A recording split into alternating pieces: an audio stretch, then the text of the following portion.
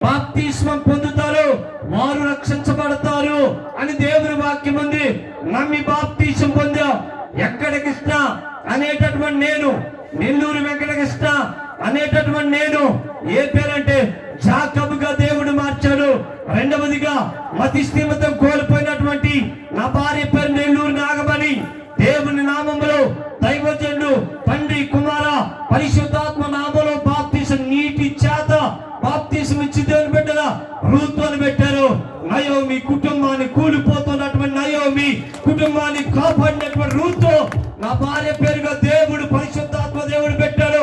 ఎప్పుడైతే దేవుని బిడ్డలా ఆయన నామములో రక్షించబడ్డామో అప్పటి వరకు మాకు తోడు ఎవరు లేరు, మాకెవరు నీడలేరు, మాకండట్టు ఎవరు లేరు. ఇప్పుడు మేము ఎటు నడుస్తున్నా, ఎటు వెళుతున్నా దేవుని బిడ్డలా ఎంత ముందు అనుకునే వాళ్ళం, ఇప్పుడు పనికి వెళ్ళటం మొదలు పెట్టాం. మొట్టమొదటిగా దేవుడు నా కష్టాన్ని దీవించి దేవుడు ఒక మంచి కారును బహుమానంగా ఇచ్చాడు. హల్లెలూయా.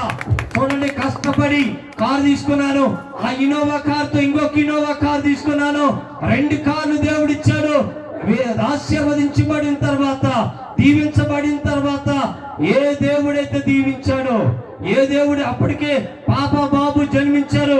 మా పాప పేరు నెల్లూరి దివ్య జ్యోతి అనగా క్రీస్తు మనిగా 7వ తరగతిలోనే బాప్తిసం తీసుకుంది. హల్లెలూయా.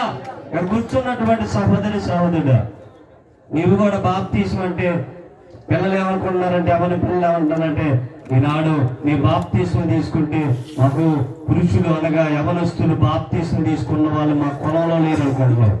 పుట్టించిన వాడు నారు పోసినోడు నీరు పోయలేడా, నీరు పోసినోడు ఎరువేయలేడా, ఎరువేసినోడు అభివృద్ధి చేయలేడా? దేవునికి స్తోత్రం. 7వ తరగతిలో బాప్తిసం తీసుకుంది. మా బాబు పేరు కిషోరు. 2 కార్లు మెయింటైన్ చేసుకుంటున్నాం.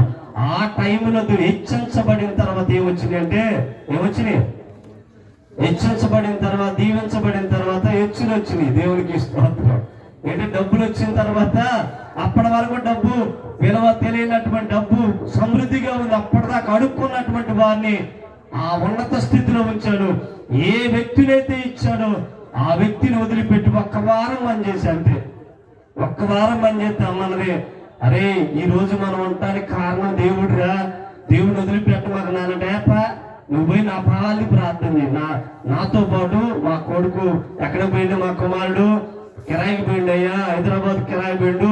వచ్చేటప్పుడు పోయేటప్పుడు ఈ దోత నుంచు, అగ్ని కర్ట నుంచు, వాటి నుంచు వీళ్ళు ఖాళీ లేకపోతే నువ్వు ఉండు, దేవునికి స్తోత్రం అని ప్రార్థన చేయని చెప్పా. దేవునికి స్తోత్రం.